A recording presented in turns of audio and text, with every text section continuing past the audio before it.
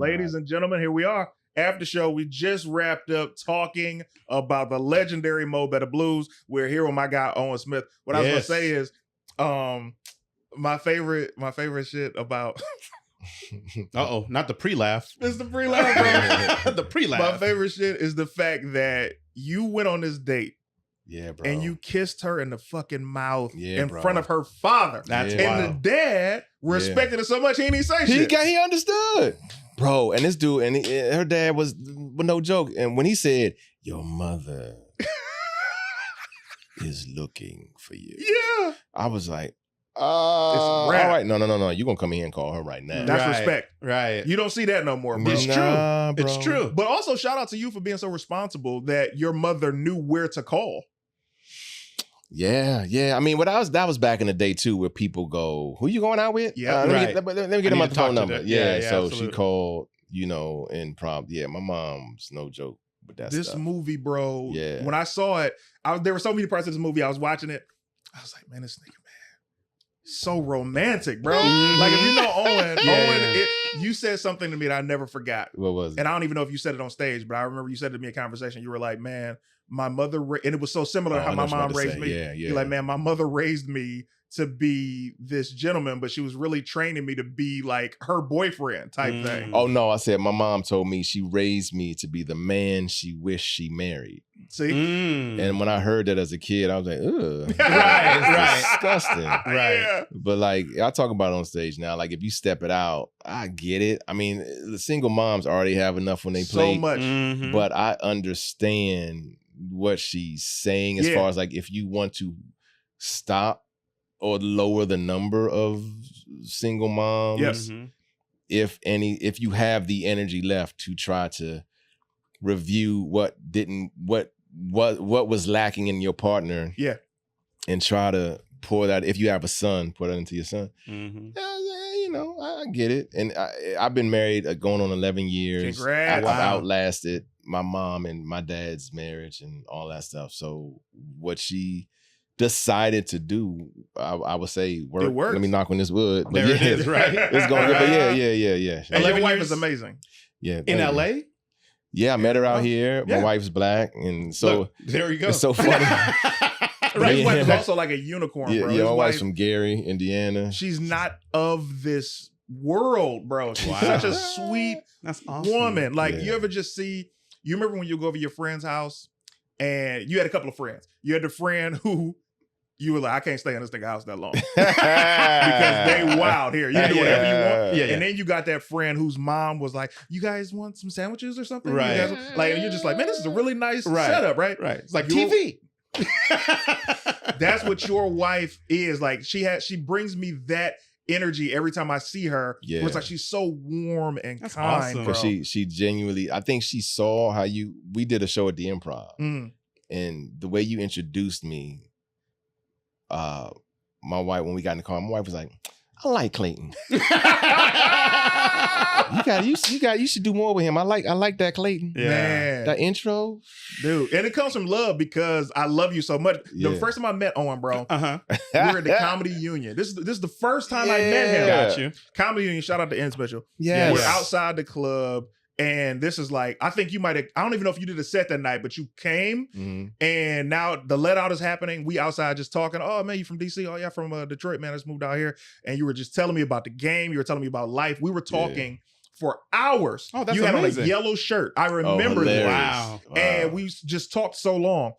After that, I didn't see you for like a year or 2 years. You had Dang. done your college tour. You were still doing so many commercials. Okay. Like you were just gone. Okay. And from that day, you just always been there for me and like always like, hey man, Oh let me my tell you about God. this, come around to this. And just like, it's ultimate big brother stuff. That's awesome. Yeah. So it's like my love for you is Yeah, we limitless. clicked immediately. We were outside just joning and laughing and he's such a, like, he was like, he asked the best questions. Oh yeah, absolute. And it's not annoying. It was like, Yeah. boom, boom, boom. And then he has such a strong, like, I got to see him perform. He has a strong stage presence. Right. Thank you, man. And he came out here I was like, that's the thing. I don't know, man. Most people want you to win. Mm-hmm. Mm-hmm. And I'm one of those people because it's like, what's meant for you is meant for you. Yeah. Mm-hmm. And so, but you were just easy to talk to, and we were just laughing. Dude, And, this dude is so funny. Yeah. I agree. I'm not doing it today. I'm like, like this. But yeah, no, man. you're literally hilarious. You're yeah. an incredible episode and an incredible guest. Thanks, I agree. Man. Oh, because I can't say it on camera. I'll show you a text, and he made me laugh. But anyway, this movie, bro, it was so great because I never would have watched it. I never saw it. Never would have just been like, oh, let me see this. Well, let me stop you real quick. That's what I love about what you're doing. Mm-hmm. Like it's so, I don't know, man, but it's so fun to revisit like early stuff. Yeah. And to see people when they were young and hungry, like, oh man, I didn't know dude was in that. Yeah. I didn't know Bud was the kid. I didn't know this. Right. You know what I mean? You Bud start was the seeing, kid. and you go, man, you get to like appreciate people's journeys and kind of realize that, like Tracy Morgan says this, is black families, is white families, then it's a showbiz family. And you kind of realize, oh man, we all a part of this, like this family in a way. And it's kind of cool to see, you know, how, I don't know, it's just great to go down memory lane. And also to see like what was working back then, or to see why it didn't work or whatever, but just to kind of like inform like what we create like moving forward. I think it's a great thing that you're doing to force people to go, what did I like? Yeah. Then you go back and you watch it and you go, man. The joy I get from it is, one, Lawrence has seen everything, but he'll go rewatch the movie we're gonna watch. Yeah, it's incredible. And it's a joy for me for the guests to be able to talk about something that they're passionate about. Exactly. And then I get to be happy because of the passion. And I'm like, all right, well, I'm gonna tell you a movie, since we're being honest. I didn't fuck with Fifth Element. I did not like that movie. Really? You didn't like it? But Cleo was such a great guy. I was like, all right, well, this was kind of cool. And that was all right. But when I was watching it, I was like, please let this shit hurry up. It'd be over. Yeah. And it's so funny because I love that movie too. Crazy. Like, it's just, I don't know, man. There's something weird about it, but it's awesome. It's not the best. No. But it is what it is, and it's awesome. Talk to me about the show. This is dropping. This is you, Tracy Morgan. Oh, this, yeah. So this is a neighborhood spinoff. Okay. I was showrunning The Last OG, and we got wind early that TBS was going to discontinue what they call live action half hours, which is a corporate way of saying sitcoms. They were going to stop doing those, and so Cedric, the entertainer, had reached out to me and said he has a deal with CBS Studios and had wanted to do a spinoff of The Neighborhood. And he and his producing partners had an idea. And I was like, I liked the idea a lot, but I just didn't know who the audience was for that. So I pitched them a different thing that I thought might be counter proposal. And they liked it. Yeah, they thought about it and they liked it. And so they let me develop it and create it. And then I pitched it to all the people that were necessary to make it, and they bought it and went straight to series. So we shot. We went into pre-production late 2024. We shot it in New York. Had to go to New York, and it's in the can. It's ready to go. And now CBS or Paramount or Viacom, they're being purchased by Skydance, I believe. And so I don't know how all this is going to lay out, but I'm told it's supposed to air in the fall on Paramount Plus. Wait a minute. And so you're saying CBS is being bought up by Skydance? Yeah, Skydance is buying it. Yeah, because what happened, I don't want to bore your crowd, but so this is years ago, Netflix came around and it was Netflix versus Blockbuster. Yeah. And years ago, the CEO or co-CEO, I believe, of Netflix, Reed Hastings, was asked if he was worried if Blockbuster was going to make their own streaming service and, take down Netflix. And Reed said, they'll never catch us. Right. And that was the most gangster thing, because he knew what they did is they have all, they're in technology, they have all the data. Right. They have a lead on the data. So they said that, I don't know, maybe 15 years ago about Blockbuster.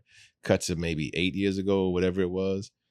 Netflix said we're going to start making our own stuff. And instead of the legacy studios going, oh, cool, welcome to the game, baby. We're gonna license stuff from y'all, and y'all can license stuff from us and keep the train going. The legacy studios kind of got in their feelings a little bit and pulled all their content and said, we're gonna make our own streaming service. Yep. This is years after blockbuster. And so in order to try to catch Netflix, they've had to pour billions into these streamers, and it's lowered what's called their market cap, making people who have the money, you can buy them now. And so Paramount or Viacom's market cap got kind of lowered in them trying to create their streamer, hence Skydance. That's my take on it. I don't know if it's, wow. I don't know. Yeah. And so that's what's happening. He's the owner of Skydance, Larry Ellison's son. Yeah, second richest man in the USA. That's correct. And and so, I mean, this is a good. I thought Skydance was Tom Cruise's company, so I'm glad.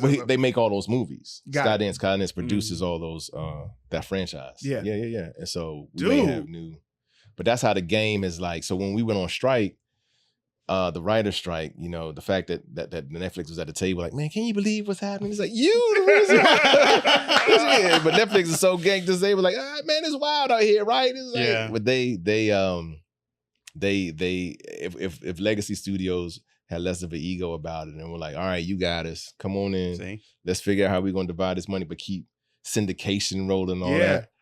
It kind of bleak all over again. It's bleak, but it'll adjust. Like place spots, like things like you're doing things like this.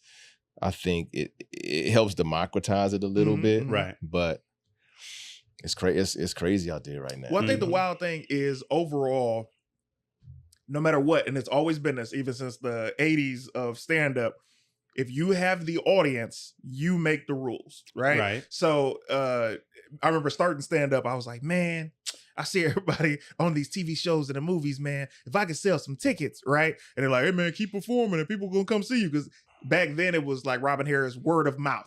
Oh, they come to see this dude because he's so funny.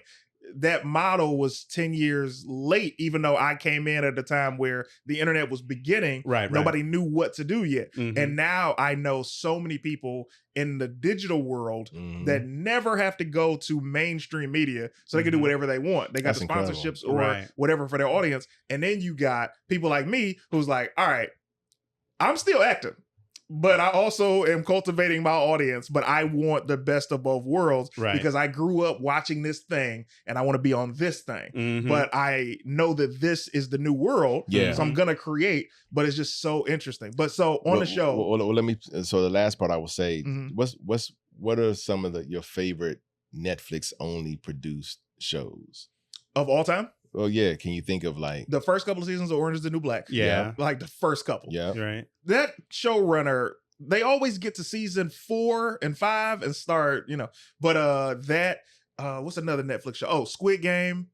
I used to love House of Cards until my man, It was really good though. It was really good. And then for a third, and I know I'm going to go back to my list and be like, oh, what did I say this? But for purposes, I'll say Love is Blind. All right. So I would say the point I'm making here is that since they've been producing their own content, they have probably maybe 8 bangers. Okay. That's not far off. Yeah, I give you 8 bangers, right? But when Reed Hastings says they will never catch us, for the legacy studios, they could also say back to Netflix, you will never catch us, because some of the biggest hits on Netflix was Suits. It's like, that's true. That's the Legacy Studios like C-Team show. Right, bro. right. So it's kind of like they all need each other. True. So hopefully everyone will figure out a way to. But like you said, they started this kind of, Netflix would have never had to know how many bangers they had the studios not pulled their shows and been like, all right. But they got mad that Netflix was going to compete with them. That's what I'm saying. When they go, thanks, man. We have all we need. Now we're gonna start making our own. They were like, oh, well, you're not going. You're not just going to kick me out. Yeah. Walk into my car. Yeah. Which is hilarious. So that's kind of like where our industry is right now. This show, I'm very happy for you. Thank you. Give me all the names that are involved in the show. Tracy Morgan is the star. Jermaine Fowler plays his son. Lunel is a funny neighbor. Then we got some Broadway actors. Oh, perfect. Yeah. And I love when they listen. Broadway actors are the greatest actors on the planet. Yeah. When you're able to give them TV exposure. Yeah. That's how we got Aunt Viv. That's how we got James Avery. That's how we got the butler, Jeff, you know what I mean? Yeah. Yep. So we got, for playing his other daughter, we have a Broadway actor, and then playing his nemesis sister, we have a Broadway star who won the Tony. And then we have 2 kids. How many episodes? 8. We did 8 episodes. Okay. And when do y'all get greenlit for season 2? Bro, I hope soon. I hope. Man. Are they dropping all at once or week by week? I don't know. Man, I don't know what the strategy I like is. binging. I feel like they're going to definitely drop 2 at once to kind of get you to understand the world and get you like into it. It's multicam, which was that's perfect. Yeah, that's cool. yeah. Also, I love Jermaine. Jermaine is a great friend. In this, yeah, bro. absolutely. He's Good people. fantastic in this. He gave me when I did Superior Donuts. That was my first studio audience sitcom. Yeah, and because of him, I was able to get my first screen test. Oh, screen tested for tell the people what that is. For Woke. So screen test, for those of you guys who are watching, everything that you watch, Superman just came out. These actors, before they got the role officially, they had to do a screen test, right? Which is a performance in front of the studio, or everybody who's involved in making the money to choose the people to say, this is the person I want. So it's the final level of the audition. And because of him, I was able to get a screen test because I was referred to the role. And it was one of those, like, and this is why you always check your DMs. This is why you check. I was on Instagram one day and his brother reached out. He's like, hey, so Jermaine Fowler said that there's this character in my script that is you, and I should reach out to you. And I was like, wow. And I never opened DMs from dudes. You know what I mean? Wow. So I was like, that's hilarious. And I read it and I was like, wow. And I said to Jermaine, I said, thank you, man. And he was like, oh yeah, for sure. Like when I had done his show, it wasn't like we went to go hang out. Right. He just believed and showed love. And that was my first screen test. I had a couple more since then, but it was like, and I ultimately didn't get the role, but it opened my eyes to be prepared for when it happened again. Because it was like, oh, this is crazy. It broke my heart when I didn't get that role because they show you the money you're gonna be making. Oh, yeah, bro, it's a twist. You start counting it. Yeah, they show you the money you're gonna be making. Because, and I wasn't like, oh yeah, I'm gonna buy some sneakers. I'm gonna buy this. Yeah. My goal every time I see a big check is how can I help my mama, my wife, my sister. Nice. Like that's my first thing. I love that. So yeah, man. But I'm very happy for you for the show. I'm excited. Fall release this fall then. Yeah, and also I'm Adriana Mitchell and Keisha Lewis. Adriana Mitchell and Keisha Lewis. Keisha has won the Tony. She's incredible, bro. She's in the Alicia Keys joint on Broadway. Are you directing as well, or are you? I did not direct running? this one. Okay. This one I just focused on show running. Dude, show running. If we get a season 2, I will. Yeah. Show running. Man, it's fun, man. It's an amazing thing to be a showrunner, man. Like it's such a crazy job, but it's great. I just tip my hat to anyone that can actually do it. That's big. Thanks, man. It's huge, and it's literally the pinnacle because y'all don't know as comedians, the jobs used to be you do comedy. Hopefully, you can get on a radio somewhere, right? Yeah. Or you traveling continuously, but then you book maybe some movies or TV if you're lucky. Show running is something that you start out as a PA. Maybe if you want to be a writer or an actor, you get a chance to do one of these things. You graduate to hopefully directing and then producing. And then if you're extremely lucky, you can become a showrunner. So for you to become a showrunner through everything that you're doing is so well deserved. Absolutely. Yeah, it's a job you don't even know exists until you get on set. Come on. You're like, I didn't know this job existed. Yeah. Right. It's always the cool dude too. Yeah. That dude walking around. Yeah. Wearing this. I know this guy. With his jazz hat. With his jazz hat. He ain't got no job. He is the job. Who is that guy? Right. It's true. He hired me. I know. I've definitely been on enough you think it's sets gonna where be a you're suit. right. Yeah. You're right. Man, they dressing casual. They cool. Yeah. Man, Dude, I'm gonna tell you this right now. Thanks, man. When season 2 come, yeah, bro. I played Jermaine's cousin on Superior Donuts. I know. So if season 2 come around, and I don't play this cousin. I'm only shooting for that. Like, no, we got another role for you. I said, bro. So here's the thing. What did the first day? And this goes back to the last OG, not season showrunner Owen Smith that I look at now. This is you coming in, final season of last OG. What was that first day like as showrunner? Oh, it was great. Hey, what up, Tone? Yo, fellow Cancer. Tony Rock just walked in. Happy belated birthday, champ. Yo, what Jordan up, man? Rock What up, in Jordan? the building. Saying them off camera and they're not on camera. I'm sorry. I know. Sorry, man. Man. Keep going. I thought of a joke. I didn't want to say it. I was going, this is a bad joke. You can say it. I was going to say, if Will Smith saw them two together, he never would have stepped on that stage. Hey, that's a fact. He'd have sat his ass down. Let me tell you something about Tony Rock. Tony Rock he's a staturally small guy, but he's not one of those dudes that you'd be like, man, I could whoop his ass. Like, not for 1 second. Yeah. But you just assume you could whoop his ass. Right. Dude, I also thought about, I was like, Tony said when he see Will Smith, he gonna, talk to him. Yeah. I'm like, man, I kind of want to see it. You know what I'm saying? You stupid. That's gonna be crazy, bro. Let me call him now. Well, you asked me what was my first day. First day. How did you feel? Oh, it was great, man, because I asked for help. Like I was like, what do I say on my first day? I reached out to some other showrunners, and this brother named Glenn was very helpful. He helped me kind of like line out, because when the first day I'm talking to the writers that I just hired, and so you just kind of line out like what your intention is for the show, kind of how you like to work, kind of how you know want to operate, and let everybody know if they will be getting the script or not. Just kind of answer everyone's questions like up ahead, and then let's do work. And we were doing it during COVID, so we had to do a Zoom run. So it was different, but like I like Zoom rooms because you kind of like you respect people's time, because people can't be on that Zoom all day. And facts. I think as a writer, you feel like you are like I'm leaning into you to like do what to do what you are great at doing, as opposed to like, I mean, there's greatness in like being together, but Zoom, once we sign off, because the writers' room days are shorter. Cats were like really delivering and over delivering, and we turned in a fantastic season, on time, on budget, all that. And it was an incredible season. Go ahead. No, I'm just saying that's amazing that it was on time and on budget. No, that for me, man, you're an incredible writer as well, on top of being an executive producer and a director and just a talent. And acting has always been just so fire because the way you anyway.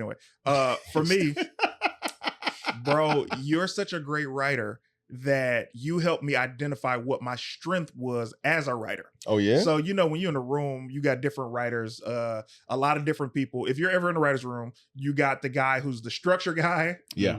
You got the person that is the idea person. You got the joke guy. And then, a couple of people are mimics of these, but then you got a good story guy. I am a story guy. If I'm sitting still, I could be on the couch. If I'm like, oh, you got your keyboard? All right. So this is how we start. Like I can get you from beginning to end with a story. Now if you be like, all right, let's do the structure. I gotta go.